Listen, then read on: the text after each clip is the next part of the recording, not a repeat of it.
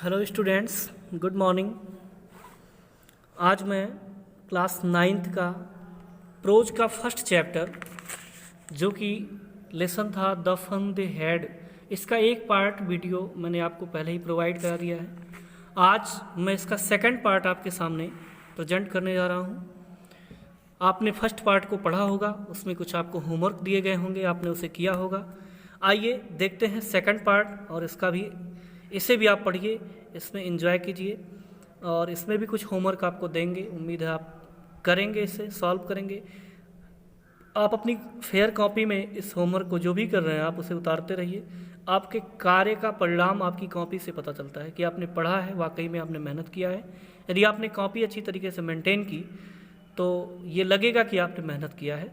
यदि कहीं से समस्या होती है, कोई कुछ पूछना है आपको, कहीं कोई दिक्कत होती है, तो आप कमेंट करें या आप कांटेक्ट करके बात कर सकते हैं। आपकी समस्या का अनिवार्य रूप से समाधान किया जाएगा।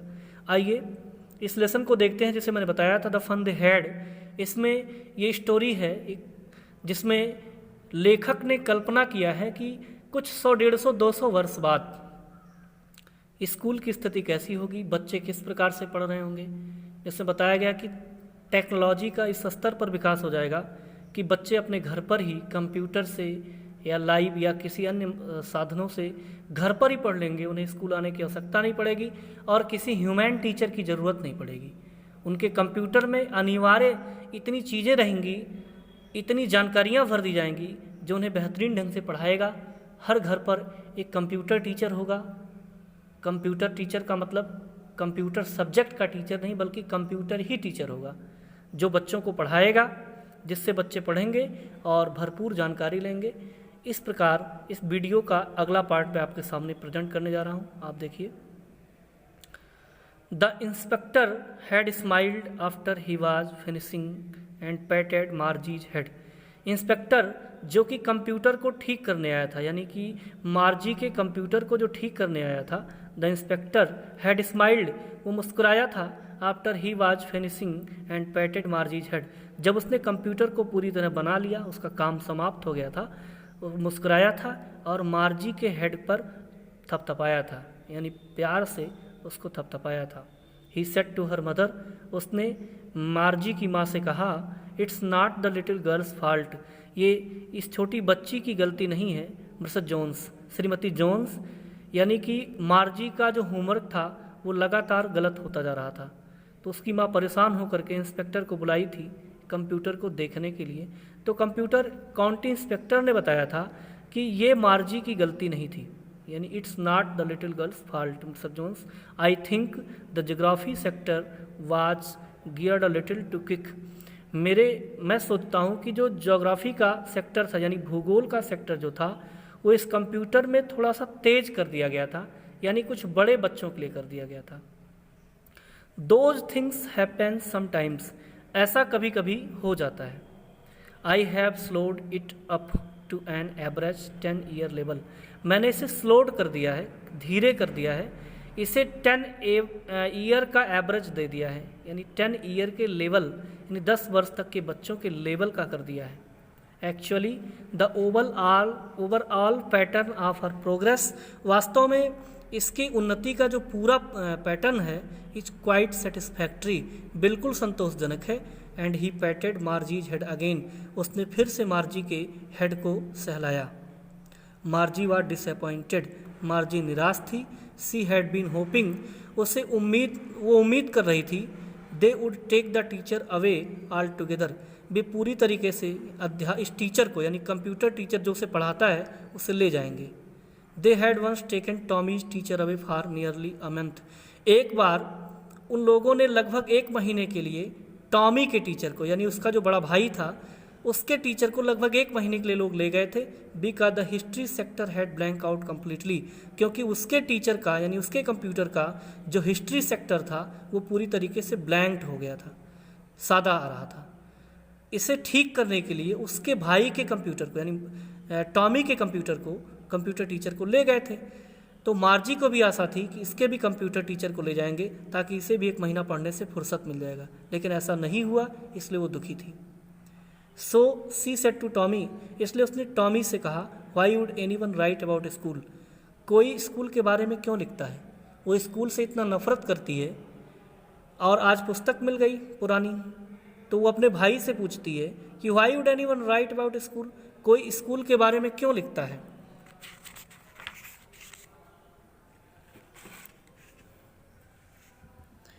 Tommy looked at her, Tommy ने उसे देखा विथ वेरी सुपीरियर आइज, बड़ी ही श्रेष्ठता भरी आंखों से।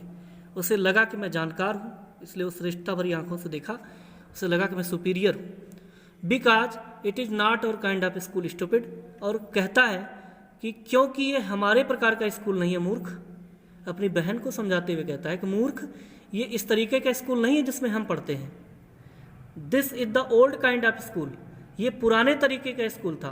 That they had 100 and 100 of years ago, जो लगभग सैकड़ों और सैकड़ों वर्ष पहले था। ही एडेड लॉफ्टली, उसने फिर जोड़ा, प्रोनाउंसिंग द वर्ड केयरफुल्ली, बड़े ही सावधानी पूर्वक शब्दों का उच्चारण करते हुए और अपनी श्रेष्ठता दिखाते हुए कहता है सेंचुरीज एगो, यानी इस प्रकार के स्कूल शताब्दियों पहले थे, सेंचुरीज एगो थे। मार्जी वाज हर्ट, भाई ने मार्जी को स्टूपिड कहा था, इसलिए मार्जी वाज हर्ट, मार्जी को बड़ा दुख हुआ, ठेस पहुंचा। वेल, कहती है well I don't know what kind of school they had at the all time एगो, मैं नहीं जानती कि उस समय पहले, उस टाइम में वो लोग किस प्रकार का स्कूल था, यानी किस प्रकार का स्कूल रखते थे, ये कैसा स्कूल था। She read the book over his shoulders for a while, उसने अपने भाई के कंधे से उसने उस पुस्तक को पढ़ा, उसका भाई पुस्तक पढ़ रहा था, उसने उस कंधे के गैपिंग से उस पुस्तक को पढ़ा। देन सेड, और तब कही, any one they had a teacher, any way मतलब वे भी टीचर रखते थे, दे हैड ए टीचर, वे भी टीचर रखते थे। तो भाई कहता है श्योर दे हैड टीचर, निश्चित रूप से वे अध्यापक थे। But it was not a regular teacher, लेकिन वे रेगुलर टीचर हमारी तरह नहीं थे। इट वॉज ए मैन, उन स्कूलों के टीचर क्या थे, मैन थे, आदमी रहते थे। ए मैन, आदमी टीचर थे। How could a man be a teacher, एक आदमी टीचर कैसे हो सकता है।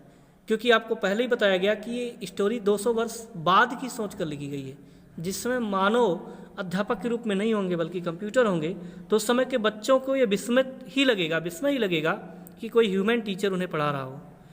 तो मार्जी उसी बात से कहती है मैन, एक आदमी, how could a man be a teacher, एक आदमी टीचर कैसे हो सकता है। वेल, ठीक है। ही just told the boys and girls things and gave them homework and asked them question. He just, वह बच्चों से और वह लड़के और लड़कियों से को होमवर्क देता था, उससे प्रश्न पूछता था। A man is not smart enough, एक आदमी इतना चालाक नहीं होता है, यानी कंप्यूटर की तुलना में।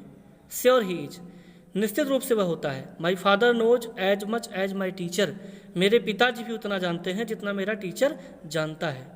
ही नोज ऑलमोस्ट एज मच, मेरे पिताजी लगभग उतना जानते हैं। आई बेचा मतलब आई बेट, मैं शर्त लगाता हूँ तुमसे।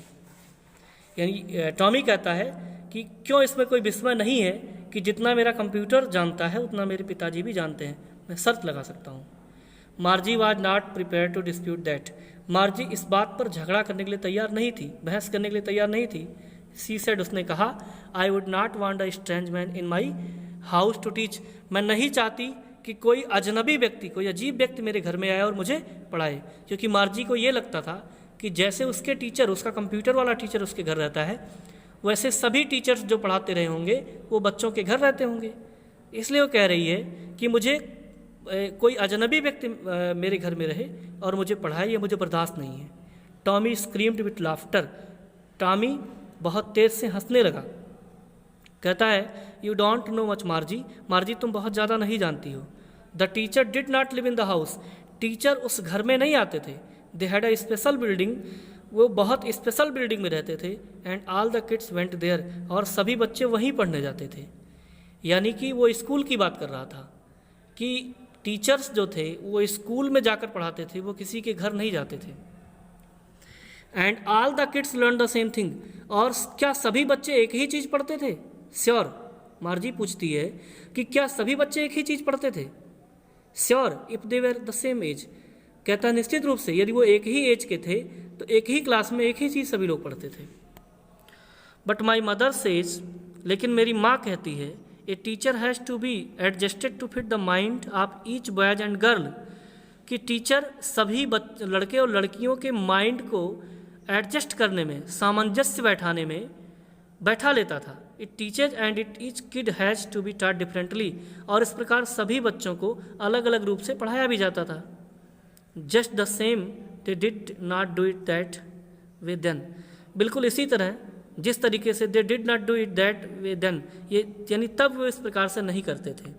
If you don't like it, ये तुम्हें ये पसंद नहीं है, you don't have to read book, तो तुम्हें यह पुस्तक नहीं पढ़नी है। यानी उसका भाई कहता है कि यदि तुम्हें ये बात अच्छी नहीं लग रही है तो तुम ये पुस्तक मत पढ़ो। तो कहती आई डिड नॉट से, I did not like it, मैं ऐसा नहीं कहती कि मैं इसे पसंद नहीं करती हूँ। मार्जी सेड क्विकली, मार्जी ने शीघ्रता से कहा। She wanted to read about those funny schools, वो उन विचित्र स्कूलों के बारे में जानना चाहती है। They were not even half finished, वे अभी आधी पुस्तक भी पूरी नहीं किए थे। व्हेन मार्जीज मदर कॉल्ड, जब मार्जी की माँ ने उसे बुलाया, मार्जी स्कूल, यानी उसकी माँ ने उसे संकेत दिया कि मार्जी अब स्कूल का टाइम हो गया है। मार्जी लुक्ड अप, मार्जी ने ऊपर देखा, कहती है नॉट येट मम्मा, अभी नहीं mamma. Now said Mrs Jones, श्रीमती जोन्स जो कि मार्जी की और टॉमी की माँ थी, वो कहती हैं कि अब and it is probably time for Tommy to, अब टॉमी का भी शायद पढ़ने का समय हो गया है। Margie went said to Tommy, Margie ने टॉमी से कहा can I read the book some more with you after school, क्या हम लोग क्लास ख़त्म होने के बाद, स्कूल पर पढ़ लेने के बाद, क्या हम इस पुस्तक को और पढ़ सकते हैं। Maybe he said nonchalantly, उसके भाई ने बहुत ध्यान न देते हुए कहा कि हो सकता है। ही वॉक्ड अवे व्हिस्लिंग, वो सीटी बजाते हुए चला गया। The dusty old book tucked beneath his arm, उस पुराने और धूल भरे पुस्तक को अपनी भुजाओं में, अपनी बाहों में दबा करके वो सीटी बजाते हुए चला गया। Margie went into the classroom, Margie अपने क्लासरूम में गई। It was right next to her bedroom, उसका क्लासरूम उसके बेडरूम के बगल वाला कमरा था, यानी उसके अपने सभी बच्चों के घर में ही उसके क्लासरूम हुआ करते थे, वहीं पर मार्जी गई। And the mechanical teacher was on, और उसका जो मैकेनिकल टीचर था यानी यांत्रिक अध्यापक था वो ऑन था। एंड वेटिंग फॉर हर, और उसका इंतज़ार कर रहा था। It was always on at the same time every day, लगभग प्रत्येक दिन एक ही समय पर, except Saturday and Sunday, Saturday और संडे को छोड़ करके एक निश्चित समय पर वो कंप्यूटर तैयार रहता था। बिकॉज हर मदर सेड, क्योंकि उसकी माँ कहती थी लिटिल गर्ल्स लर्न बेटर, छोटी लड़कियाँ अच्छे से पढ़ती हैं if they learn at regular hours, यदि वो नियमित रूप से नियमित समय पर पढ़ा करें। यानी इसलिए नियमित समय पर उसका कंप्यूटर टीचर ऑन होता था और मार्जी का इंतज़ार किया करता था। The screen was lit up, उसका स्क्रीन जल गया। एंड इट सेड, यानी कि स्क्रीन पर उजाला छा गया और उस पर लिखा था today's arithmetic lesson is on, आज अंकगणित का लेसन खुला हुआ है। On the addition of proper fraction, आज प्रॉपर फ्रैक्शन होता है, प्रॉपर फ्रैक्शन का लेसन अर्थमेटिक में ऑन है। प्लीज़ इंसर्ट स्टडीज होमवर्क, कृपया कल के होमवर्क इसमें डालिए। इन प्रॉपर स्लॉट, उचित खानों में कल के होमवर्क डालिए।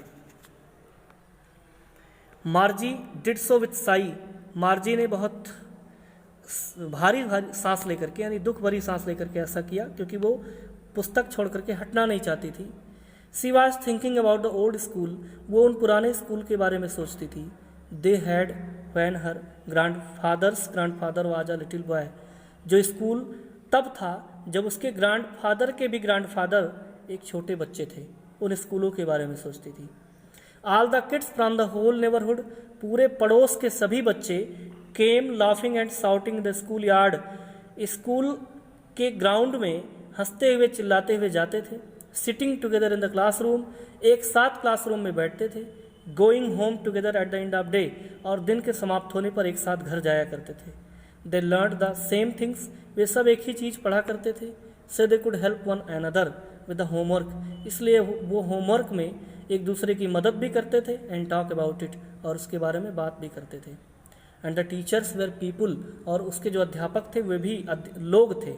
The mechanical teacher was flashing on the screen, mechanical teacher screen पर चमक रहा था। व्हेन वी एडेड फ्रैक्शन, जब हम जोड़ेंगे फ्रैक्शन 1/2 एंड 1/4, यानी वो उसके स्क्रीन पर लिखा हुआ था।